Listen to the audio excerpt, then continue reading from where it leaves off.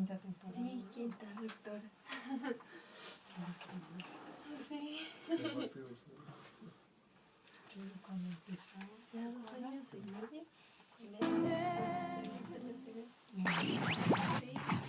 Esto es la Facultad de Derecho en Radio.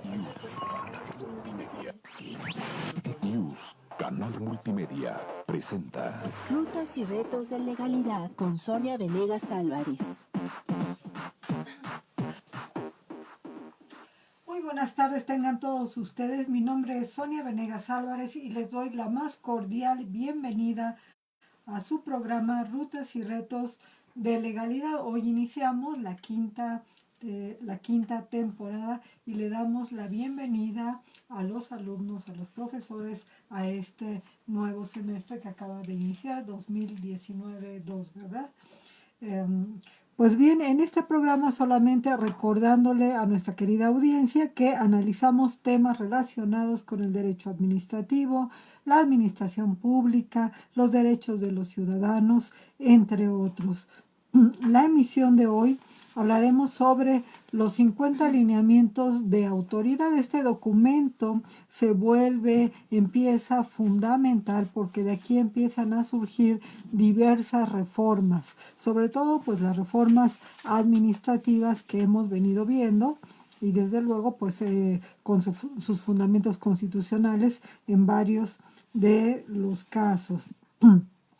Les recordamos que estamos transmitiendo en vivo a través de Radio Yus Multimedia desde Avenida Universidad 2219 a un costado de Ciudad Universitaria en las instalaciones de la División de Universidad a Distancia de la Facultad de Derecho de la UNAM.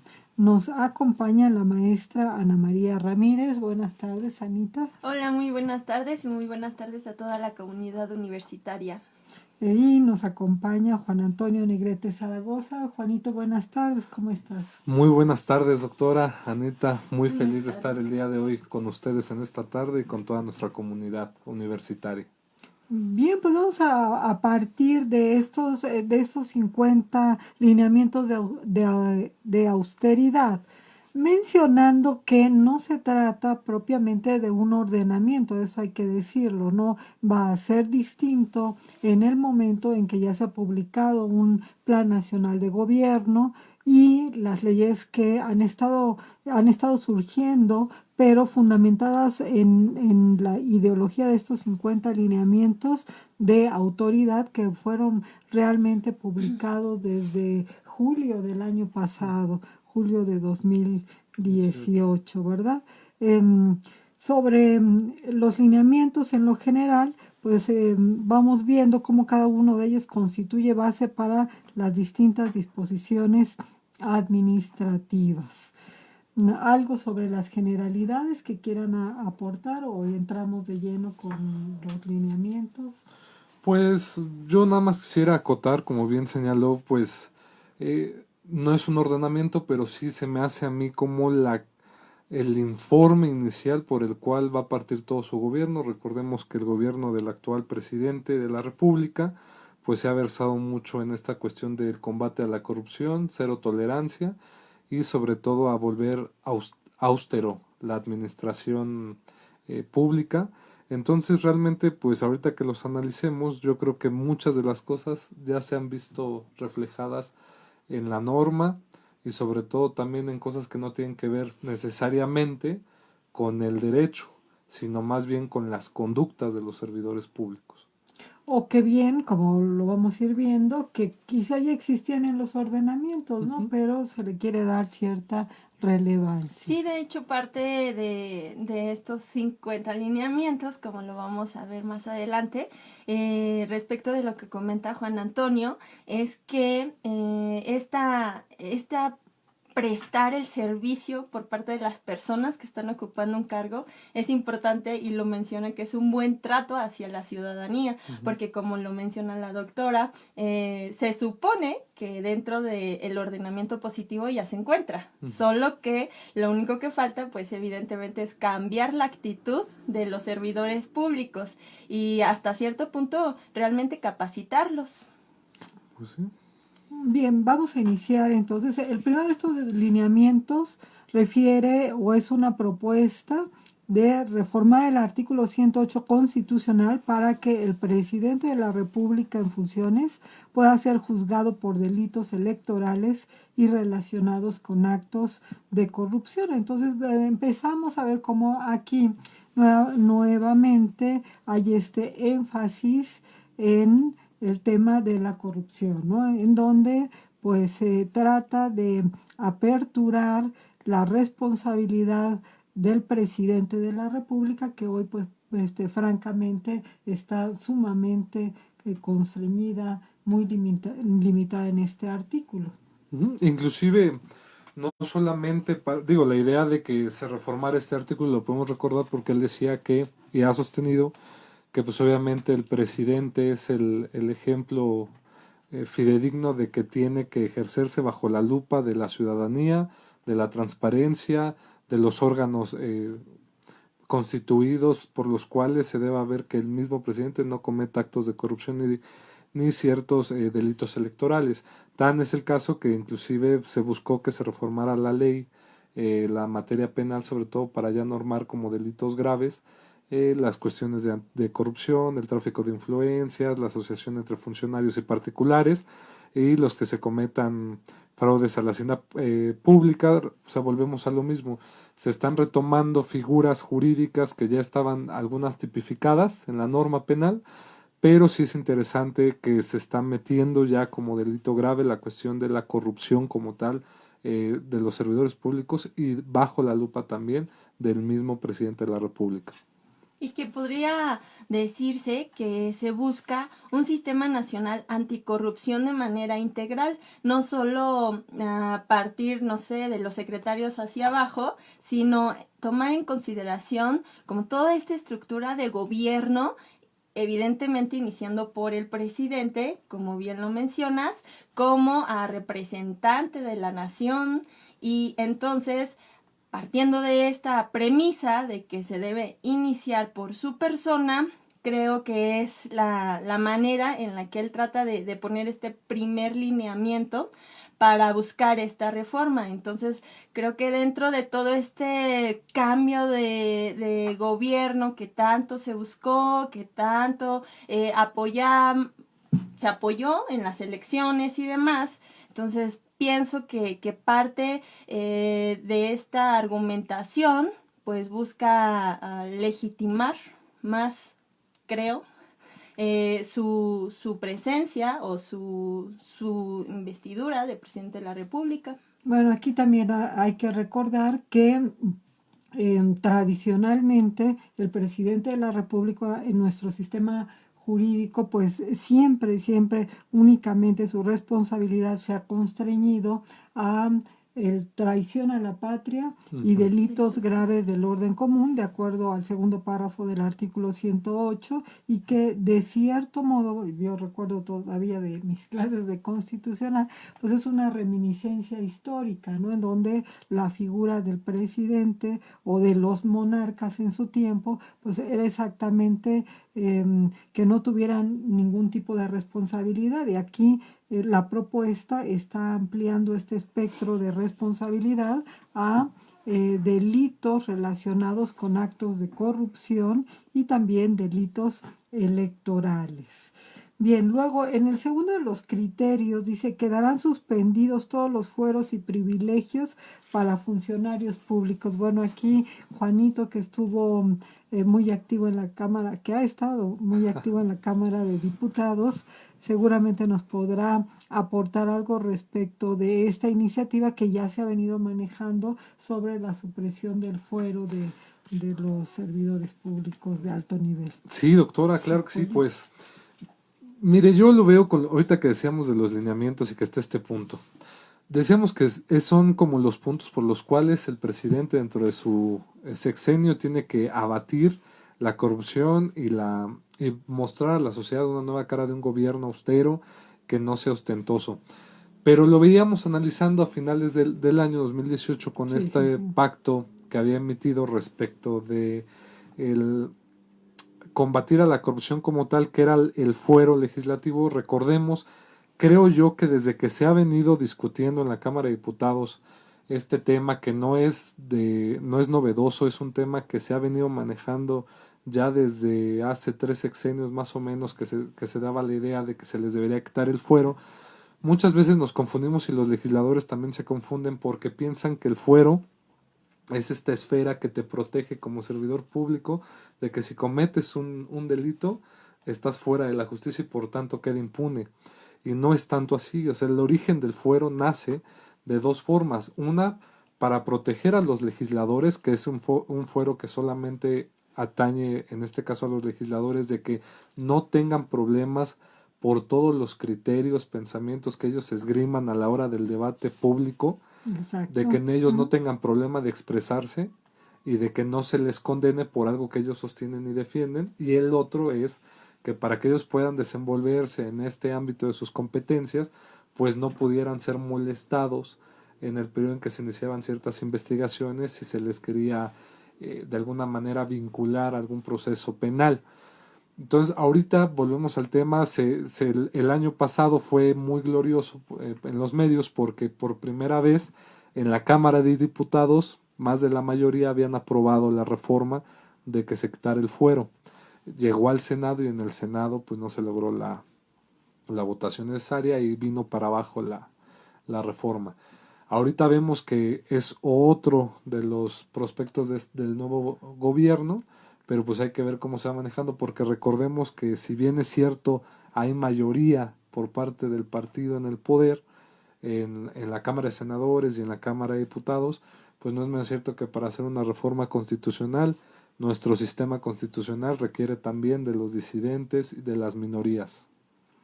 Exactamente, entonces pues este es un derecho constitucional de que antes de ser antes de que pudieran ser enjuiciados, pues hubiera todo un procedimiento para desaforarlos, ¿no? Propiamente, y que su objetivo primordial o su objetivo siempre ha sido pues proteger a los legisladores, como bien lo señalabas, Juanito, de cualquier acusación respecto de lo que puedan expresar dentro del ejercicio de su función como parlamentarios.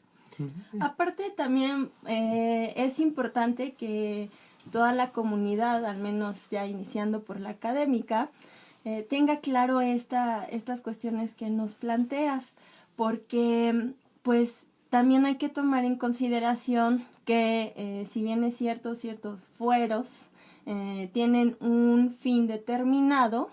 ¿Por qué? Pues atendiendo al interés público, en razón de que representan el interés o las necesidades de cierto sector de la población. Por lo tanto, pues deben tener ciertos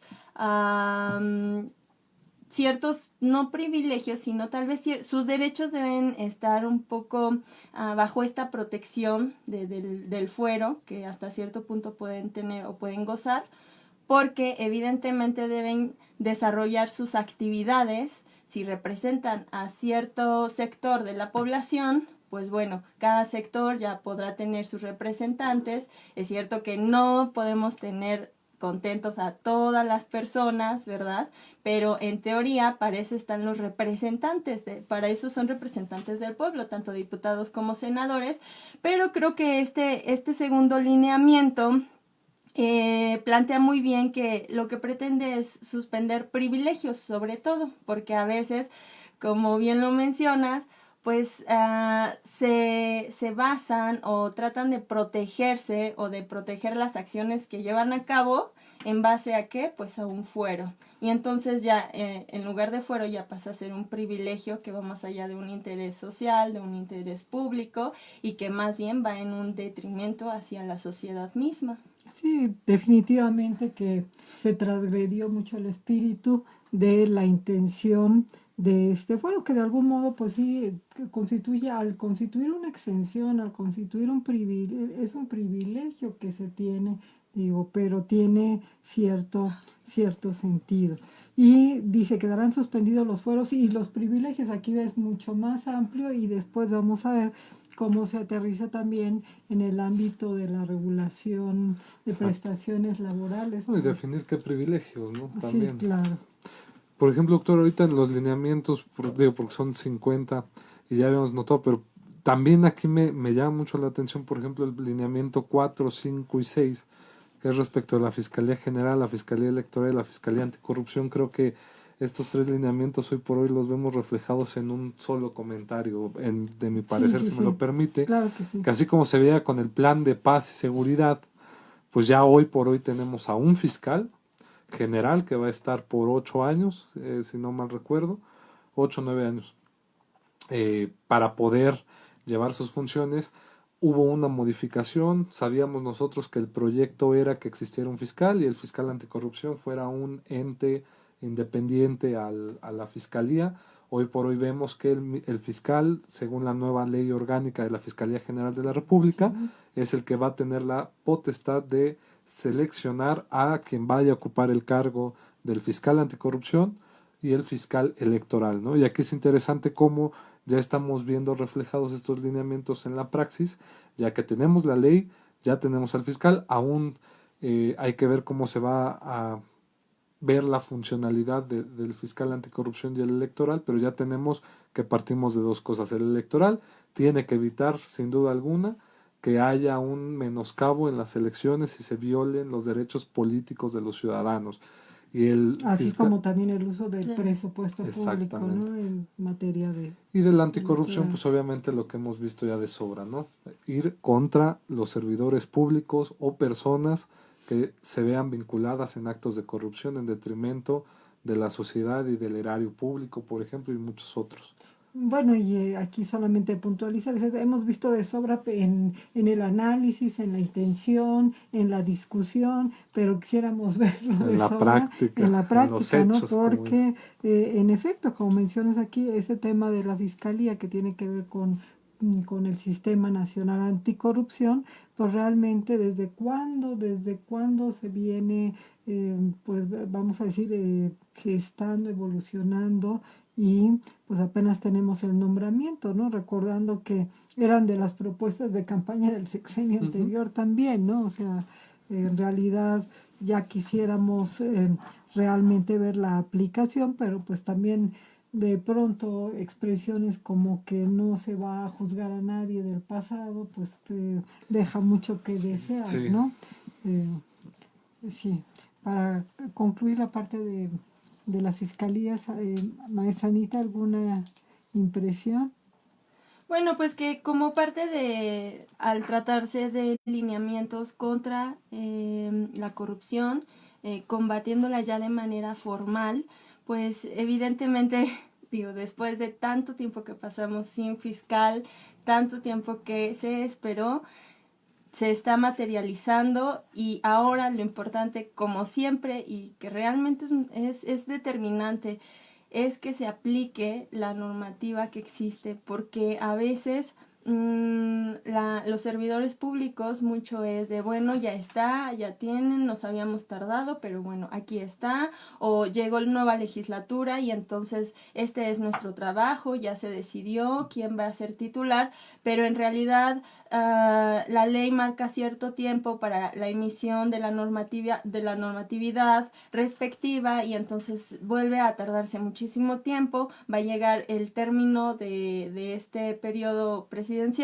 y van a querer despedirse emitiéndola, pero entonces en qué momento la van a empezar a aplicar. Entonces mucho tiene que ver justo con la parte que había comentado de estos lineamientos con el cambio de conducta de los servidores públicos hacia el desempeño de su servicio y sobre todo hacia reflejar lo que se está buscando, reflejarlo pues materialmente, es decir, ya hay fiscal, ya hay autoridades, ya está algo que faltaba y que era bastante importante, pero ahora realmente llevarlo a cabo, que evidentemente mucho de eso ya también se ha estado viendo con estos nuevos movimientos que está realizando respecto de, sobre todo ahorita lo que está pasando con Pemex. No digo o no pretendo calificar de bueno o malo las acciones, solo simplemente se está actuando o se está tratando de aplicar la ley, se está tratando de llevar a cabo estos procesos o procedimientos en su caso. Entonces creo que toda esta cuestión de fiscalías, pues bueno, están tratando de materializarse. Ahora el tratando o este adjetivo que se le puede llamar o no, cambiará en el transcurso, en la práctica, y pues dado los procesos o procedimientos que se pueden llevar. Muy bien, vamos a un corte a escuchar avisos institucionales y estamos de regreso en su programa Rutas y Retos de Legalidad, hoy platicando sobre los 50 lineamientos de austeridad. Regresamos con Rutas y retos de legalidad con Sonia Venegas Álvarez.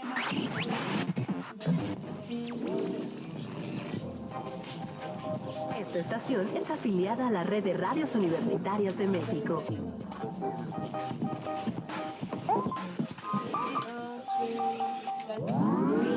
Soy Eduardo Ferrer MacGregor, investigador del Instituto de Investigaciones Jurídicas de la UNAM y presidente de la Corte Interamericana de Derechos Humanos. Los invito a seguir escuchando JUS Canal Multimedia.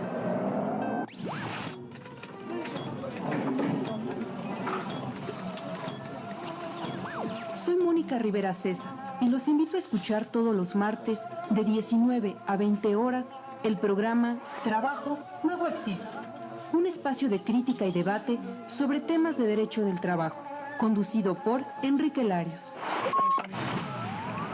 el Seminario de Derecho Civil de la Facultad de Derecho de la Universidad Nacional Autónoma de México. Los invitan a escuchar Tópicos de Derecho Civil, un programa de fondo con temas de derecho civil y derecho familiar, todos los jueves de 13 a 14 horas a través de JUS Canal Multimedia. Conozca todos los programas en la plataforma de educación a distancia. Al filo del mediodía, todos los martes de 12 a 13 horas, se transmite la emisión radiofónica del Seminario de Derecho Penal. Sí es penal, con la conducción del maestro Arturo Luis Cosío Zazueta. Sí es penal y está en IUS Radio. El Seminario de Estudios sobre Comercio Exterior de la Facultad de Derecho de la UNAM los invita a escuchar el programa de radio En Frontera, donde hablamos sobre temas de comercio exterior, logística y aduanas. Todos los martes, de 5 a 6 p.m. por JUS Canal Multimedia. Soy Raúl Contreras Bustamante, director de la Facultad de Derecho, y los invito a seguir los programas de seminarios y colegios de nuestra facultad. Gracias por escuchar la transmisión JUS Canal Multimedia.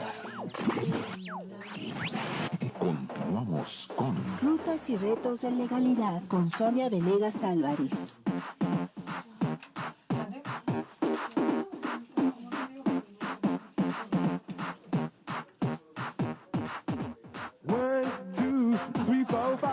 Everybody in the car, so come on, let's ride to the liquor store around the corner. The boys say they want some gin and juice, but I really don't wanna. Les recordamos que estamos transmitiendo en vivo a través de Radio JUS Multimedia desde Avenida Universidad 2219 a un costado de Ciudad Universitaria en las instalaciones de la División de Universidad a Distancia de la Facultad de Derecho de la UNAM.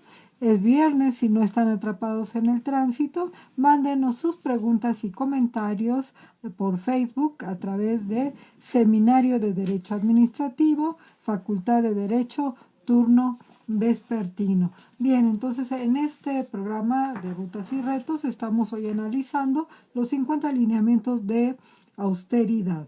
Vamos al lineamiento número 7. Decíamos, este documento, si bien se ha constituido como un faro orientador o piedra angular de diversas reformas legales y también constitucionales, no constituye en sí un ordenamiento. Sin embargo, su relevancia es trascendente.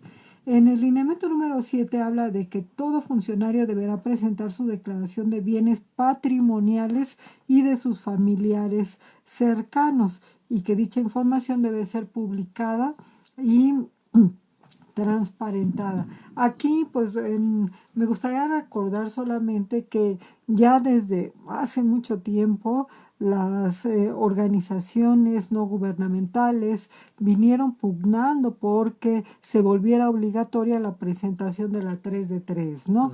Es decir, presentar la declaración patrimonial, la declaración fiscal y la de conflicto de intereses. Ahora, aquí me parece también muy singular y muy importante el hecho de que se hable de que también la de los familiares nada más que es un simple lineamiento, no acota todavía que familiares, dice familiares cercanos. Y yo creo que aquí bastaría recordar que pues en ocasiones sí han sido enjuiciados ciertos ex servidores públicos, ex funcionarios. Sin embargo, pues vemos que no hay una restitución del patrimonio propiamente, ¿no? Y que muchas veces cuando escuchamos las penas económicas son de risa, sí. exactamente de risa, contra el daño que se causó al patrimonio, al erario público, sea federal o sea local, dependiendo del sujeto en análisis. Entonces, pues me parece relevante que ya se tenga cuando menos pensado en que se vuelva una obligación. Ahora, también aquí me gustaría mencionar, yo creo que está bien que exista la obligación, pero que exista alguna manera de corroborar que efectivamente, porque muchas veces cuando viene el tiempo de presentar declaraciones, ya sean fiscales o las patrimoniales de los servidores públicos, algunas las hacen públicas a través de los medios y uno realmente pues no cree por el estilo de vida de determinados sujetos que no tengan nada o que tengan muy poco cuando han sido políticos, servidores públicos de muy altos niveles y que no concuerda ni siquiera con su nivel de vida, ¿no? Ordinario. No sé ustedes qué opinen al respecto, Anita. Sí, de hecho, en muchas páginas ya gubernamentales se puede leer, recuerda que esta es la fecha límite para subir tu declaración patrimonial, y ya no forma como parte de los banners mini que solo ellos conocen y que la sociedad en realidad no le presta atención, porque generalmente uno cuando se mete ese tipo de páginas es directo a lo que va. Y ya podemos encontrar en ciertas páginas, por ejemplo, me he metido a la página de la Ciudad de México para servicios como predial y estas cuestiones, y ya en la principal está así en grande este anuncio. Evidentemente debe estar acompañado de la normatividad o fundamentado y demás, pero ya podemos encontrar al menos algo que el ciudadano así común, que no sí, es pero especializado. aquí mi reclamo va en el sentido que sea congruente con la realidad, sí, ¿no? por Porque supuesto. sucede un poco lo mismo con los temas en otro ámbito empresarial fiscal, que de pronto dice, bueno, ¿cómo es posible una empresa de tal magnitud que diga que no tiene utilidades en tantos años, ¿no? O que están minimizadas. Sí, exacto. Y para poder como corroborar y que no se hayan llevado a cabo como actos simulados, en donde pues tienen que cambiar de propietario ciertos bienes para que el servidor público pueda respaldar la información que está subiendo. Entonces, sí, por supuesto que deben de acompañarse mecanismos de comprobación, porque si no, pues se va a quedar como lo es ahorita, ¿no? Es una simple regla o un simple camino que seguir, pero al final uno no llega a nada, y pues evidentemente lo que merma pues es el erario. Claro. Y se sigue la corrupción sin cumplirse con los lineamientos o con la normatividad que realmente sea aplicable. Juanito. Pues respecto a este punto creo que ya lo señalaron muy bien ustedes, creo que no es nuevo y pues hay que seguir viendo la aplicabilidad también que tenga, ¿no? Porque pues una cosa es leerlo y otra cosa ya es verlo. Bueno, pues vamos a hablar, Juanito, del siguiente punto que ha sido sumamente discutido, Sí. que nadie podrá ganar más allá de lo que gane el presidente de la República, y pues eso nos recuerda que ahí sí ya fue emitida una ley de remuneraciones para los servidores públicos. Creo que causó gran descontento. También impugnaciones al Sí. respecto. ¿Qué opinión, qué comentario te merece? Tú conoces un poco la ley, por favor. Pues mire, doctora, en este aspecto sí tenemos que el nuevo gobierno en su plan de austeridad y de ser ejemplo el Ejecutivo Federal para todos, norma y obliga que nadie tiene que percibir un sueldo mayor que el de él.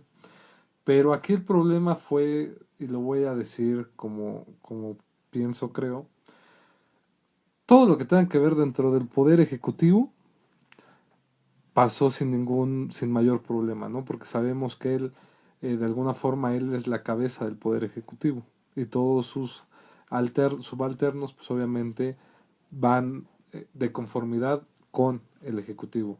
Los legisladores, pues digo, no hubo muchos problemas también en adaptarse. Aquí el problema fue con otro poder, que es el Poder Judicial, en donde se está viendo esta riña entre si ver si es justo o no es justo, toda vez que a nivel constitucional, y lo hemos hablado, existe una antinomia respecto de 2 artículos, donde uno señala ya que sí, ningún servidor público puede tener un sueldo mayor o prestaciones mayores que las que tiene el Ejecutivo Federal, pero hay otro donde ya se establece el sueldo de los integrantes del Poder Judicial, ministros de la Corte, magistrados, los cuales, pues si lo leemos tal cual expresamente, se ve que son inamovibles, y lo dice que no son sujetos a cambio. Entonces ahí hay que ver más bien hacia dónde vaya el poder político, porque pues recordemos que, y a mi parecer lo hemos visto en nuestras clases y demás, pues los poderes de la Unión no nacen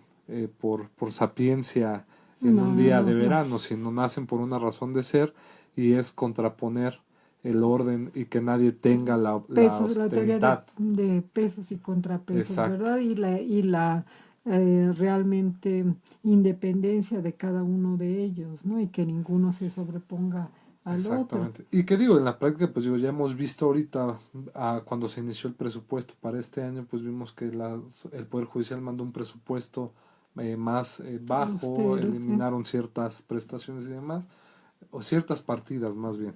Entonces, pues hay que ver hacia dónde se va canalizando este. Sí, pues bueno, yo creo que los criterios subsiguientes tienen como el mismo sentido. Dice que no habrá adquisiciones de vehículos nuevos para funcionarios. Pues yo creo que aquí lo que realmente se tendría que analizar a detalle es qué funcionarios realmente necesitan de un vehículo para el desempeño de su actividad, ¿no? Porque podemos hablar, y yo creo que en los 3 poderes, en órganos autónomos, en donde determinados funcionarios tienen asignados vehículos, y dice uno, pues realmente como que no se justifica, porque llegan a su oficina y no tienen que salir, la función no exige que salgan de ahí, sino hasta que concluye su jornada laboral, ¿no? Fíjese, doctora, que lo que dice es magistral, y esto nos va a permitir muchos puntos de este lineamiento, que los invitamos a que los lean, son muy cortos. Dice, no habrá más adquisiciones de vehículos. Bien. Otro lineamiento dice, se venderán todos los autos, los aviones, los helicópteros, los automóviles, que se les van a quitar a los funcionarios públicos que no los necesiten, para que de ahí esos recursos pues vayan obviamente al presupuesto. Pero también señala muy claro, dice, solamente ocuparán vehículos y chofer, secretarios y subsecretarios, ¿no? Y obviamente pues el presidente de la República, pues ya lo hemos visto que tiene su vehículo y tiene chofer. De ahí en fuera todos los demás, es expreso, no tendrán esta prestación. Exactamente. Bien, y en el mismo sentido irían los de no adquirir sistemas de cómputo. Exactamente. Evitar gastos de oficina innecesarios, ahorrar en energía. Bueno, aquí no, evitar gastos de oficina innecesarios, yo creo que Definamos también, que Sí. exacto, qué es lo Exactamente. innecesario porque yo, desde mi punto de vista, el dispendio está muchas veces en las altas esferas de la administración pública, en lo que respecta a los servicios materialmente prestados a los ciudadanos o el material de oficina para la gestión de la función pública, siento que siempre hay como una especie de carencia, ¿no? Entonces, todos los mismos procedimientos para poder solicitar ese tipo de materiales normalmente son procedimientos engorrosos. Muchas de las veces, si me consta, servidores públicos llevan compran de su propio bolsillo o llevan de sus propias casas material para poder trabajar, ¿no? Porque de aquí a que llega, entonces yo creo que está bien que haya una austeridad, pero no es una austeridad por la austeridad, sino que debe de hacerse racionalmente. Ahora sí, tratar de aquello que nos prometieron en la administración anterior, un verdadero presupuesto base cero, en donde se tiene que analizar en qué se está gastando y si realmente se justifica el gasto. No tanto ahorrar por el solo ahorro, ¿no? El Estado no está para ahorrar, el Estado está para brindarle a la ciudadanía un bien común, para eso nos constituimos en un Estado de Derecho, ¿no? Y que mucho tiene que ver justo con lo que acaba de comentar, el hecho de que señala puntualmente que no se remodelarán oficinas ni se comprará mobiliario de lujo. Eso es parte de lo que comentaba, de que hay que hacerlo, pero con los estratos que realmente... Claro, realmente porque hay oficinas públicas en donde de verdad Sí. que da lástima llegar a ellos. Yo hace pocos días estuve en una oficina de una contraloría, no voy a decir cuál, ¿verdad? Pero de carácter local. Y la verdad da pena que se esté trabajando ahí, que se reciba al público en esas condiciones. Vamos a un corte para escuchar avisos institucionales y estamos de regreso en su programa Rutas y Retos de Legalidad. Regresa. Continuamos en 2 minutos. Legalidad con Sonia Venegas Álvarez. Gracias por escuchar la transmisión News, Canal Multimedia. Soy Raúl Contreras Bustamante, director de la Facultad de Derecho, y los invito a seguir los programas de seminarios y colegios de nuestra facultad. El Seminario de Estudios sobre Comercio Exterior de la Facultad de Derecho de la UNAM los invita a escuchar el programa de radio En Frontera, donde hablamos sobre temas de comercio exterior, logística y aduanas. Todos los martes, de 5 a 6 p.m. por YUS, Canal Multimedia. Al filo del mediodía, todos los martes de 12 a 13 horas, se transmite la emisión radiofónica del Seminario de Derecho Penal. Sí es penal, con la conducción del maestro Arturo Luis Cosío Zazueta. Sí es penal y está en Youth Radio. El Seminario de Derecho Civil de la Facultad de Derecho de la Universidad Nacional Autónoma de México los invitan a escuchar Tópicos de Derecho Civil, un programa de fondo con temas de derecho civil y derecho familiar, todos los jueves de 13 a 14 horas a través de YUS Canal Multimedia. Conozca todos los programas en la plataforma de educación a distancia.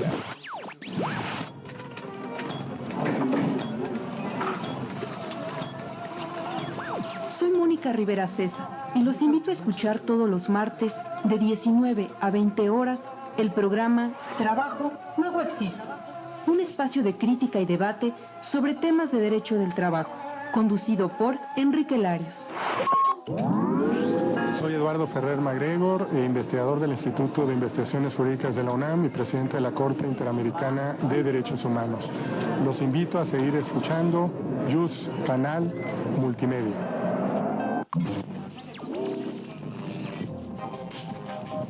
Esta estación es afiliada a la Red de Radios Universitarias de México.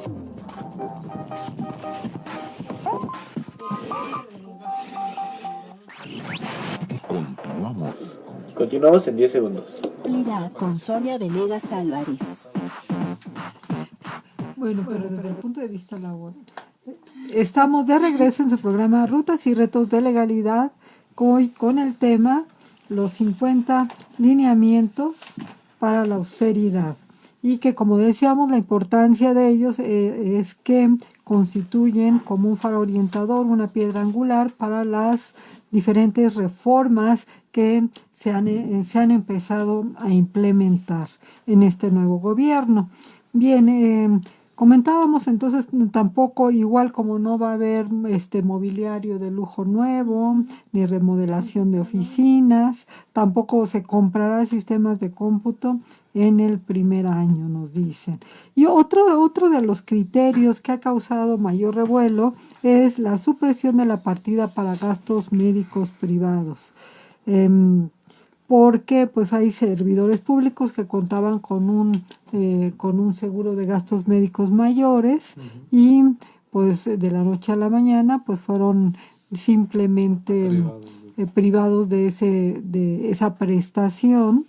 Entonces no sé qué te parezca, Juanito, a ver, bastante polémica, hasta impugnada. Pues digo, muy resumidamente, considero que dentro del plan de austeridad que tiene el nuevo gobierno, debemos de señalar que muchas de estas medidas también son para que se vuelvan visibles a la sociedad. O sea, muchas veces se hacen para que la sociedad vea y diga, bueno, se está haciendo esta parte, entonces es verdad, pero no se analiza realmente el trasfondo. Yo considero que sí había mucho abuso a veces de parte de muchos servidores públicos de utilizar gastos médicos mayores, que los cuales sabemos son de un acceso muy restringido para la sociedad. Obviamente, al hacer esto, pues es como ponernos a todos en un mismo piso. Sin embargo, recordemos que también nuestro sistema de seguro social en nuestro país no es el más idóneo y tiene muchísimos problemas. Uno de esos problemas es la sobrepoblación de usuarios, si me permiten el término. Y ahora, si los servidores públicos estaban fuera de esa esfera, adentrarlos nuevamente, pues vuelve más grande la masa de la seguridad social. Aunque claro, no estaban fuera formalmente, pero materialmente, al poder elegir voy al ISSSTE o voy a la medicina privada, pues se iban a la medicina privada. Ese es el punto, doctora. Por eso también se buscó que se les quitara esa prestación, porque tenían pues si tienes esto y tienes esto, pues mejor esto, que es un servicio como adicional, pues ya mejor utiliza lo que tienes derecho si eres un servidor, un trabajador al servicio del Estado, ¿no? Claro que aquí probablemente pues faltaría y en otro tema lo abordamos, pero también un poco la perspectiva laboral, pues si es una prestación que vienen otorgando de manera continua a través de los años, que por otro lado dices, bueno, pues al final de cuentas ya no hubo presupuesto designado a este gasto, entonces igual al menos para este año es una materia consumada, ¿no? Pues sí. Y aparte, pues que estos dentro de los mismos lineamientos, muchos de estos recortes que están realizando, se supone que van a ir a ciertos sectores en donde se necesiten, y uno de esos sectores evidentemente puede ser el sector salud, en donde la oferta y la demanda en realidad no están equilibradas, y como nos mencionabas, es el hecho de que la demanda es mayúscula a lo que en realidad se presta a la ciudadanía. Pues ese sí es un tema que inclusive, digo, para cerrar este punto, yo creo que hasta valdría otro programa para hablar al respecto, porque muchas veces se cree, sabemos que la salud es un derecho humano, pero hay que ver qué derechos son que son inherentes solamente a nosotros, pero qué derechos no son obligatorios para el Estado, sino muchas veces el Estado tiene que cumplir con que uno pueda tener la oportunidad de acceder a ello, más no es que sea una obligación del Estado darla como tal, que es un debate que se ha dado en los derechos humanos, pero no quiero ahondar más Sí, en el tema. que ya haremos un programa entonces especial sobre ello. Otro de los criterios que me llama la atención es el relativo a la cancelación de fideicomisos. Dice, cualquier otro mecanismo utilizado para ocultar fondos públicos y evadir la legalidad y la transparencia. Aquí recordando que pues los fideicomisos es el asignar cierto patrimonio a un fin público lícito, pero que al final el fideicomiso se encuentra cubierto por un secreto fiduciario, secreto bancario diríamos, ¿no? Y que muchas veces sí, sobre todo en aquellas épocas de falta de transparencia, la situación fue que los recursos públicos y recursos de particulares se unían para destinarse a un fideicomiso determinado, y en algunos casos exclusivamente a recursos públicos, dependiendo del tipo de fideicomiso.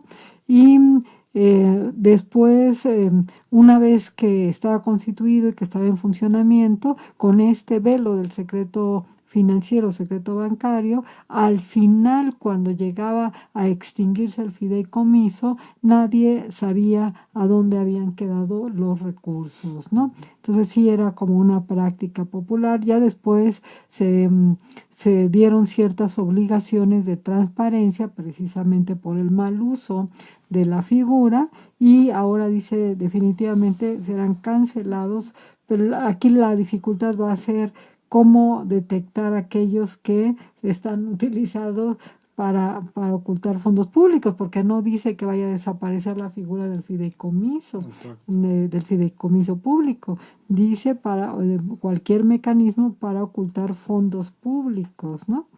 Entonces, pues esto es todo. También sería, a mí me parece muy interesante que tengamos un programa sobre este tema de los fideicomisos públicos. Ujú. Bien. ¿Cuál se nos va acortando el tiempo de los lineamientos? ¿Cuáles son los que les causan mayor inquietud? Creo que también... Por ejemplo, uno podría ser, doctora, por favor, el hecho de no comprar el 33 al menos marca, no se comprará ninguna mercancía que existe en los almacenes públicos en cantidad suficiente, que mucho tiene que ver con las licitaciones y que en últimas fechas, aunque es un secreto a voces, en realidad se ha detectado o ya se ha hecho un tanto más público, en realidad no hay como adjetivo que darle, pero el caso del metro. O incluso el caso de cualquier adquisición que el gobierno lleva a cabo en donde se compra en un porcentaje muchísimo más caro que si lo haría de forma tal vez no de... entre particulares. Exactamente. Entonces creo que eso también es importante, pero pues es lo que comentaba, el hecho de cómo se va a llevar a cabo, cómo se va a materializar. Si bien es cierto, la normativa puede ser muy completa, la que existe, pero la cuestión es a la hora de realizarse estas adquisiciones, ya sea para bienes y servicios o para la realización de obras. Entonces, ¿cómo hacer eso? Porque creo que es un buen lineamiento y el fin, pues es idóneo. Yo creo que tiene varias aristas, Anita, y porque... Primero, muchas veces también puede ser que exista materiales, mercancías, bienes en los almacenes, pero muchas veces las adquisiciones no son sobre lo que realmente se necesita o lo que requiere el servicio de esa unidad administrativa, ¿no? Sino simplemente o ya se acercaba el fin del ejercicio y si no me gasto el dinero no me van a asignar recursos, o pensando un poco mal, y pues bajo el tamiz de la corrupción, pues simplemente la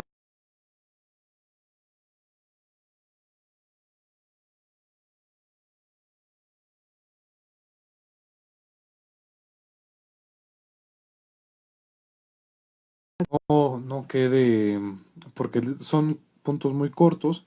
De los lineamientos, pues nada más señalar que, por ejemplo, de cuestiones de austeridad, esta cuestión de que los programas de todas las oficialías mayores, oficinas de prensa, todos aquellos programas, pues deben reunirse en una sola unidad o coordinación, que se reduzca el 70% del personal de confianza, cosa que ya hemos visto, se reducirá la mitad de los sueldos de los altos funcionarios, también ya lo hemos señalado, nadie podrá utilizar los aviones o helicópteros igual que los vehículos.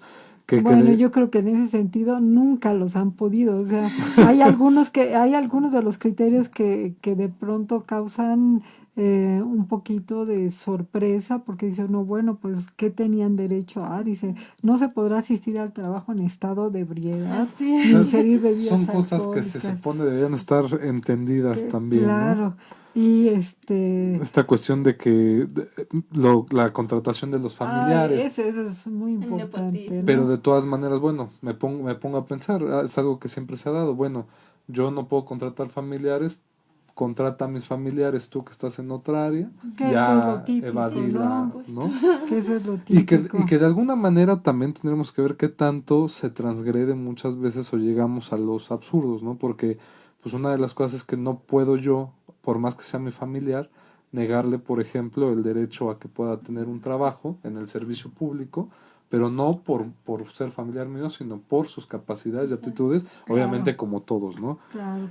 Digo, hay es otros otro. puntos del gasto de publicidad que lo reducen, que no pueden mandar, es decir, un funcionario no puede ocupar a sus trabajadores fuera del área de trabajo. Pero yo no sé por qué lo ponen aquí en México, eso no sucede. O por ejemplo, desaparecer las partidas para vestuario, que fue mucho del sexenio anterior. De todos los sexenios, Nada más que se exaltó un poco más las partidas para vestuario o cualquier gasto de protocolo ceremonial dedicado al presidente, a sus colaboradores cercanos y por supuesto a familiares. Pues, y otro punto importante, ¿no? También que estén los lineamientos, pero bueno, ya fue la cuestión de la residencia oficial de Los Pinos, que fuera un ámbito cultural para la gente. Me parece importante señalar el 37 solo por la cuestión del Estado Mayor Presidencial, que como bien sabemos, pues esto ha traído también un debate, ¿no? Respecto a que regrese a la Secretaría de la Defensa y que obviamente pues ya no va a existir el Estado Mayor Presidencial para la figura del presidente, porque recordemos que había dos, la de la defensa y la de la presidencia, ¿no? Entonces, pues ya son actitudes que está tomando el gobierno por sí mismo y que pues yo creo que muchos resultados los vamos a ver en la ley y conforme vaya pasando el sexenio, ¿no? Claro que sí. Anita, en un último minuto. Pues tan solo recordemos, y como se lo hemos venido manejando, son reglas, son lineamientos que fueron propuestos por nuestro actual presidente de la República. Lo interesante va a ser, como ahorita está surgiendo, las impugnaciones, las controversias que se lleguen a plantear, tal como sucede con la ley de remuneraciones, que se decidió seguirla manteniendo en la suspensión porque ya se había presentado un proyecto para levantar esta suspensión. Sin embargo, tomaron esta determinación. Entonces hay mucho material para escribir en sus tesis, en sus trabajos de investigación al respecto y, ¿por qué no?, aportar a la vida jurídica de nuestro país. Bueno, pues se quedan muchos temas en el tintero, Sí. por ejemplo, las compras consolidadas, por ejemplo, los llamados sistemas de inteligencia y que aquí en los lineamientos lo manejan como de espionaje, ¿no? Los contratos de obra pública también. También. Se quedan varios temas, pero desafortunadamente hemos llegado al final del programa. Entonces, los invitamos para que nos continúen escuchando todos los viernes a las 2 de la tarde. Quiero agradecer a la maestra Ana María Ramírez. Muchas gracias, doctora. Gracias, a Juanito. Antonio Negrete, que Muchísimas son gracias. colaboradores permanentes del programa, además, aun cuando en otros momentos. A Oscar en los controles, Oscar Telles. Abrazo. Okay. Bien, la Facultad de Derecho pues me agradece a quienes participan en la realización de este programa. Los invitamos a que sigan disfrutando de esta agradable tarde de viernes y muchas gracias por habernos escuchado. Pues de viernes, de Super Bowl, de puente, de Además, quincena. es puente Y largo. recuerden seguir los eventos que tenemos para toda nuestra comunidad a través de la página de Facebook, Seminario de Derecho Administrativo, Facultad de Derecho, Turno Vespertino. Es todo ese nombre para que nos distingan, por favor. Y si se perdieron algún programa, Juan Antonio nos está haciendo favor de subirlos también en YouTube. Sí, en el canal de YouTube Seminario de Derecho Administrativo, ahí pueden encontrar todos los anteriores programas y los que vienen, porque viene una quinta temporada muy buena, así que no se lo pierdan y síganos sintonizando en su programa Rutas y Retos de Legalidad, bajo la conducción de la doctora Sonia Venegas Álvarez. Buenas tardes. Esto fue una producción de News Canal Multimedia. Rutas y retos de legalidad con Sonia Venegas Álvarez.